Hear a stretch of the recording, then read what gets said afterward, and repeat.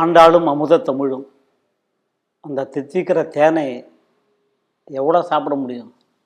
எவ்வளோ சாப்பிட்டாலும் அது தேன் கூட திகட்டும். இந்த பாசுரங்கள் எங்கே திகட்டும்? நம்மளுடைய சிந்தனையை தெளிவுபடுத்துவதற்கும் வாழ்க்கை மீதான பயணங்களை ஒழுங்குபடுத்துவதற்கும் அந்த இறை உணர்வுன்னு மட்டும் இதை எடுத்துக்க முடியாது, பக்தின்றதை மட்டும் எடுத்துக்க முடியாது. ஆண்டாள் ஒரு நல்ல ஒரு கேரக்டர் டிசைன் பண்ணுறான், வாழ்வின் வழிகாட்டி, திசை காட்டி. இந்த பிறப்பு ஒரு அர்த்தமாக இருக்கணும்னு நினைக்கிறாவ. ஏதோ வந்தோம் பிறந்தோம் போகணுன்னு இல்லாமல், ஃபிலாசபின்றது இல்லாமல் இது உள்ள அவ்வளவு தேடல்கள் இருக்குது. இந்த பாசுரத்தில் கூட எல்லாருக்கும் இருக்கிற ஒரு வார்த்தையை முதல் வார்த்தையிலே போட்டு சம்மிட்டரில் அடிக்கிறாவ. என்னென்னா, அங்கன்மா ஞாலத்து அரசர் அபிமான பங்கன்றா, உன் பள்ளி கட்டில் கீழே வந்து இருக்கோன்றா. அது ஈகோவை கில் பண்ணுன்னா. நான் கூட அடிக்கடி சின்ன என் டைரியில் எழுதி வைப்பேன், ஈகோவை கில் பண்ணுன்னா ஈகோவில் தான் கில் பண்ணுறாங்க. தன்னுடைய அந்த ஆணவத்தை நான் தான் பெரிய ஆள், என்னை தவிர எவனும் இல்லைங்க அப்படின்னு அந்த அந்த கர்வ பங்கமா, அது என்னது, அது நிறைய நீங்கள் அழகாக சொல்லுவோங்க. அதை அப்படி இருக்கிறவங்கெல்லாம் கூட நான் தான் பெரிய ஆள்றவங்க கூட எல்லாத்தையும் வந்து உன் கட்டில் நிற்கிறான். குருட்சேத்திர போருக்கு முன்னாடி கண்ணன் படுத்துட்டு இருக்காரே இல்லை, அவர் காலடியில் வந்து துரியோதனனும் இவரும் நிற்கிறாங்க, உட்காந்துருக்காங்க. நான் வேணுமா என் படை வேணுமானா, அவன் துரியோதனனுக்கு இருக்கிற அந்த அறிவில் அவர் வந்து படை வேணுன்ட்டாரு. நீ கண்ணனே தேவை, கண்ணனுடைய படைகள் எனக்கு தேவையில்லை, நீனே இருக்கும்போது என்ன அப்படின்னு அந்த எல்லாத்தையும் சொல்கிறா. அந்த அந்த அந்த கர்வ பங்கத்தை, அந்த ஞான செருக்கை, அதையெல்லாம் விட்டுட்டு வந்து உன் கீழே வந்து நிற்கிறாங்க. கீழ்பாசுரத்திலேருந்தே இந்த வரி வந்து கண்டினியூட்டி. ஆமாம், தொடர்ச்சி. அங்க மாற்றார் உனக்கு வழி தொலைந்து வந்து உன் அடிபணியாது வந்து உன் அடிபணியுமா போலே உன் வாசல்கள் ஆற்றாது வந்து. இங்க என்ன சொல்றா, அங்கன்மா ஞாலத்தரசர் அபிமான பங்கமாய் வந்து உன் பள்ளி கட்டில் கீழே சங்கம் இருப்பார் போலே வந்து தலை பெய்தோம். இப்போ இந்த ரெண்டுத்துக்கும் என்ன வித்தியாசம் பார்க்கணும். மாற்றார் உனக்கு வழி தொலைந்து, பகைவர்களாக இருப்பவர்கள், எதிரிகளாக இருப்பவர்கள், எனக்கு கண்ணன் வேண்டாம் அப்படின்னு ஒதுங்கி போகக்கூடியவர்கள், அவர்கள் எப்படின்னா கொஞ்ச நாள்ல தங்களுடைய வலிமை, எங்களுக்கு வலிமை இருக்கு, எங்களுக்கு கண்ணன் வேண்டாம் அப்படின்னு சொல்லக்கூடியவர்கள் என்ன ஆனார்கள், அவர்களுடைய வலிமை காணாம போச்சு. They found only defeat. அந்த வலியை தொலைத்து விட்டு உங்ககிட்ட வந்து நிற்கிறார்கள். இங்க எப்படின்னா, இவர்கள் பகைவர்கள் இல்லை, இந்த அரசர்கள் பகைவர்கள் இல்லை, உன்னை தேடியவர்கள், உன்னை தேடுபவர்கள், நீ வேண்டும் என்று நினைப்பவர்கள் இருந்தா கூட கர்வத்தை விட்டு விட்டு வருகிறார்கள். அங்க கர்வம் இருந்ததுனால என்னாச்சு, பகைவர்களுக்கு தோல்விதான் வந்தது. இருந்த இடம் தெரியாம போன இடம் தெரியாமல் அவர்கள் எப்படி உன் அடிபணியுமா சரண்டர். இவர்கள் அடிபணிவதற்கு வந்தவர்கள், ஆனா அபிமானத்தை விட்டு விட்டு வந்தவர்கள். இந்த அபிமானம்னு சொன்னீர்களே, ரொம்ப அற்புதமான விஷயம் அது. மனிதர்களுக்கு ஒரு அபிமானம் உண்டு. மற்ற எல்லாத்துலேயும் அபிமானம் இருக்கலாம், பிரீத்தி இருக்கலாம். என்ன பிடிக்கும் அப்படின்னா, என்னுடைய மகளை எனக்கு பிடிக்கும், என்னுடைய மகனை பிடிக்கும், இல்லை ஏதோ ஒரு உணவு பிடிக்கும், ஏதோ ஒன்று பிடிக்கும். தெய்வம் கூட எனக்கு பிடிச்ச தெய்வம். சில சமயத்துல ஏன் நம்ம வந்து என்னோட தெய்வம் உன்னோட தெய்வம் அப்படின்னு சண்டை போடுறோம்னு சொன்னா, தெய்வம் உயர்ந்ததுன்னு நினைச்சு சண்டை போடல, நான் வணங்குகிற தெய்வம், எனவே இந்த தெய்வம் உயர்ந்தது அப்படிங்கிற ஒரு எண்ணத்துல சண்டை போடுறோம். இந்த அபிமானம் அவரவர்களுக்கு பிடிச்ச, ரொம்ப பிடிச்ச வார்த்தை, இல்ல அவரவர்களுக்கு ரொம்ப பிடிச்ச ஒன்றை பற்று எழுதுங்கள் அப்படின்னு சொன்னா, அநேகமா உலகத்துல இருக்கிற எல்லாருக்கும் எது ரொம்ப பிடிக்கும் தெரியுமா, அவரவருடைய பெயர். நீங்க நினைச்சு பாருங்களேன், நாம வந்து ஒருத்தர் ஒரு 30 ஆண்டுகளாக அறிவோம்னு வச்சுக்கோம். நீங்க உங்க வீட்டுல ஏதோ ஒரு முக்கியமான ஒரு பண்டிகை இல்லை ஒரு விசேஷன், செலிப்ரேஷன், நீங்க எனக்கு ஒரு இன்விடேஷன் கொடுக்கிறீர்கள். அந்த இன்விடேஷன்ல என் பேரை எழுதும்போது ஒரே ஒரு எழுத்து மாற்றி எழுதி விடுவீர்கள். ஸ்பெல்லிங் தெரியாது, சில சமயத்துல என்ன ஸ்பெல்லிங் அவரவர்கள் போடுறோங்கிறது தெரியாது, இல்லை நினைவு இருக்காது, இல்லை எழுதுற அவசரத்துல விட்டுடலாம். நான் என்ன பண்ணுவேன் தெரியுமா, நீங்க அந்த பேரை மாத்தி எழுதி கொடுத்துட்டு போன உடனே அப்படி எடுத்து பார்ப்பேன், எத்தனை வருஷமா தெரியும், என் பேரை கூட சரியா எழுதலையே, நான் போக மாட்டேன். என்ன காரணம், அந்த பெயர் மேல இருக்கிற அபிமானம். அந்த பற்று ஏன் வருதுன்னா, அந்த பெயர் மேல இல்ல, அது என்னோட பெயர், அப்படிங்கிறதுனால வரக்கூடிய பற்று. நம்மாழ்வார் இதுக்கு ஒரே வார்த்தை சொல்றார், அற்றது பற்றனில் உற்றது வீடுன்னு திருவாய்மொழி. இந்த பற்று கூட மத்ததுலெல்லாம் கூட விட்டுடுவார்கள், பெயர் மேல விடுறது ஆமா, ரொம்ப கஷ்டம். முடியாது, ரொம்ப கஷ்டம். அது ஐடென்டிட்டி அப்படின்னு நினைக்கிறோம் இல்லையா, அந்த அபிமானத்தை கூட விட்டு விட்டு வந்தவர்கள். அந்த அபிமானத்தை விட்டதுனால என்ன ஆச்சுன்னா, அவர்கள்லாம் ஒன்றாக கூட்டாக வந்தார்கள். சங்கம் இருப்பது, சங்கம்னு சொன்னா கூட்டம். எப்போ நீங்க எல்லாரோடையும் கலந்து பழக முடியும் அப்படின்னா, நான் பெரிய ஆளு அப்படிங்கிற அந்த அபிமானம் இருந்தா இருக்கிற கூட்டத்திலேயே கொஞ்சம் தனியா நிக்கணும்னு நினைப்போம். ஆனா அது இல்லாமல் அங்கன்மான் ஞாலத்து அரசர் அபிமான பங்கமாய் வந்து உன் பள்ளி கட்டில் கீழே சங்கம் இருப்பார் போலே நாங்களும் வந்து நிற்கிறோம் கண்ணா, கொஞ்சம் உன்னோட கண்ணை திறந்து காட்டு. தாமரை பூ போல கிங்கிணி வாய் செய்த தாமரை. கிங்கிணின்னா என்ன? இந்த காலில் கொலுசு இல்லை சதங்கை போடுவார்கள் இல்லையா, அதுல சின்ன சின்னதா மணி இருக்கும்.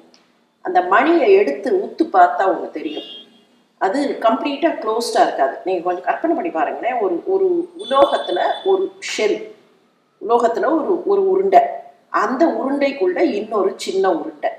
இப்ப இந்த சின்ன உருண்டை ஓட ஓட ஓட சத்தம் கேட்கும். ஆனா வெளியில இருக்கிற அந்த உருண்டை கம்ப்ளீட்டா க்ளோஸ்டா இருக்கக்கூடாது.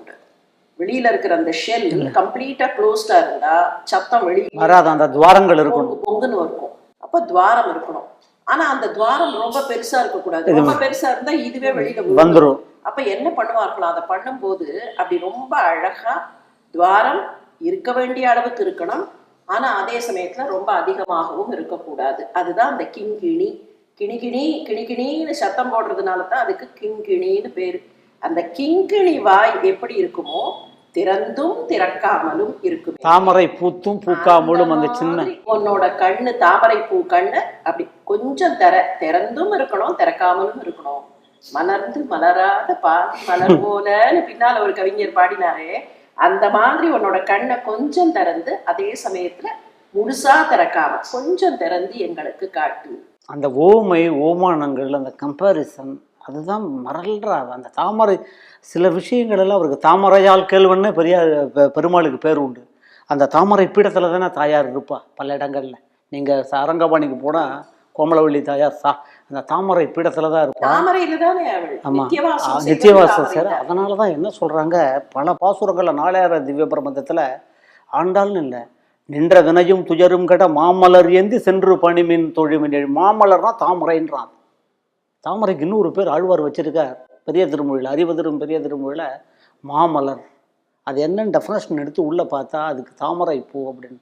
செங்கண்வா கிங்கிணி வாய் தாமரை பூ போல பூ போலே செங்கண் சிறுச்சிறிதே முடியாகும். இப்போ ரொம்ப பெருசா ஒரு விஷயம் இருக்குன்னு வச்சுப்போம்.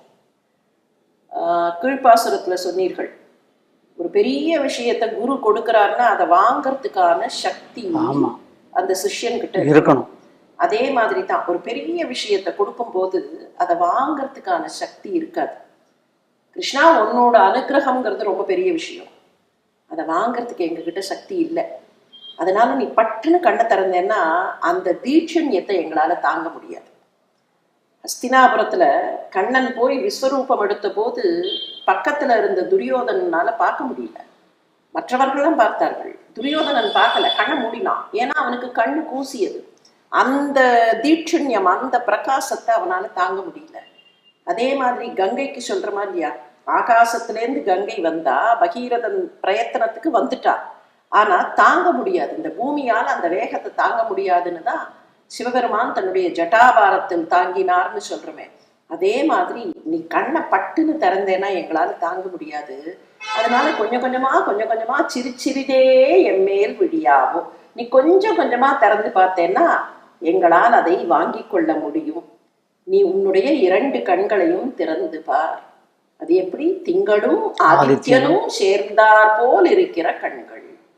அது என்ன திங்களும் ஆதித்யனும்? திங்கள்னா சந்திரன், ஆதித்யன்னா சூரியன். அம்மா இது 2 எப்படிமா அப்படின்னு கேட்டா, திருமாலுடைய ஒரு கண் சூரியன், ஒரு கண் சந்திரன் அப்படின்னு கணக்கு. வலது கண் சூரியன், இடது கண் சந்திரன் கணக்கு.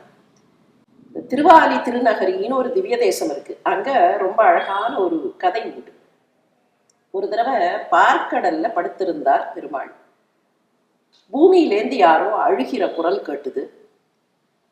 தாயார் சொன்னா புறப்பட்டு போங்கள், ஏதோ ஒரு குழந்தை கதறுகிறதுன்னா. அதெல்லாம் விதிப்பயன் வினை பயன், கதறட்டும் அப்படின்னுட்டு அவர் புரண்டு படுத்தார்.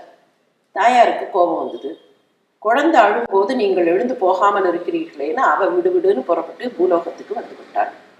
எங்க போவா? தாமரைகள் நிறைய இருக்கிற இடத்துக்கு போய் அந்த தாமரைக்குள்ள ஒரு தாமரைக்குள்ள உட்கார்ந்து அப்படி பிடிச்சு இழுத்தா. அந்த தாமரையை திறக்காத, அவர் தேடிக்கொண்டு வந்தா தெரியக்கூடாது. எல்லா தாமரைக்கும் இன்ஸ்ட்ரக்ஷன் கொடுத்தா, நீங்கள் யாரும் திறக்கக்கூடாது, எல்லோரும் கூம்பி விடுங்கள். எல்லா தாமரையும் கூம்பி இருந்தது. கரெக்டா அவ எதிர்பார்த்த மாதிரி பெருமாள் வந்தார். அப்படி பார்த்தார், ஒரு தாமரையாவது விரியல. கொஞ்சம் விரியுங்களேன், அவள் எங்கே இருக்கிறாள்னு கேட்டார். நோ, ஒன்றும் பதிலே சொல்லலை. அவர் ஒரு சின்ன சூட்சுமம் பண்ணாராம். முதல்ல இடது கண்ணை நல்லா பளிச்சுன்னு திறந்தார். அப்படி திறந்த உடனே இரவு வந்து விட்டதுன்னு சொல்லி எல்லாம் கூம்பின தாமரை அப்படியே கூம்பியே இருந்தது. டக்குன்னு இடது கண்ணை க்ளோஸ் பண்ணிட்டு வலது கண்ணை வேகமா திறந்தாராம். ஆஹா, பகல் வந்து விட்டதுன்னு எல்லா தாமரையும் விரிந்தது. அப்போ ஒரே ஒரு தாமரை மாத்திரம் கூம்பி இருந்தது. அதுக்குள்ள தாயார் இருக்கிறாள்னு கண்டுபிடிச்சு போய் அந்த திருவை ஆலிங்கனம் செய்தார். அதனால அந்த இடத்திற்கே திருவாலின்னு பேருன்னு சொல்லுவார்கள். அந்த கண்கள் யார் தவறு செய்கிறார்களோ அவர்களுக்கு நெருப்பாக, சூரியனை போல வெப்பமாக, யார் தர்ம நெறியில் இருக்கிறார்களோ அவர்களுக்கு சந்திரனாக இருக்கக்கூடிய கண்கள். அந்த கண்களை எங்களுக்கு திறந்து காட்டுன்னு கேட்கிறா. நாமும் ஆண்டாளிடத்தில் அப்படியே கேட்போம். நாளை தொடர்போம். அந்த திருவாளி பாசுரன்றதுனால ஒரே ஒரு வார்த்தை சொல்றேன். திருமங்கை ஆழ்வார் அனுபவிச்சு பாடியிருக்கார் 30 பாசுரங்களுக்கு மேல. தூவிரிய மலரொழிக்கு துணையோடும் பிரியாதே, பூவிரிய மதுநுகரும் பொறிவரிய சிறுவண்டேன்னு, தூயானை தூய மறையானை தென்னாளி மேயானைன்னு திருவாளி பாசுரத்தெல்லாம் படித்தா கண்ணில் தண்ணி வரும்.